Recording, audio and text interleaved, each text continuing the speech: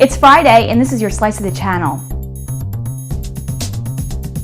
Cisco appoints a new global boss. Oliver Tuszik, the former solution provider and current leader of its business in Germany, will become Cisco's new Senior Vice President of the Global Partner Organization.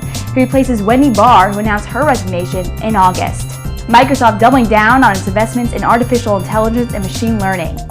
At Microsoft Ignite this week in Orlando, the tech giant rolled out new ways to train AI systems. The AI model generator will be capable of automatically picking the most appropriate algorithm for a user's needs. The new service will compete with Google's AutoML. Michael Dell weighs in on public cloud backlash. In an exclusive interview with CRN, Dell says as much as 80% of customers across all segments are repatriating workloads back to on-premise because of cost, security, and performance. And here's a look at the scene in San Francisco, where Salesforce's conference Dreamforce was underway this week.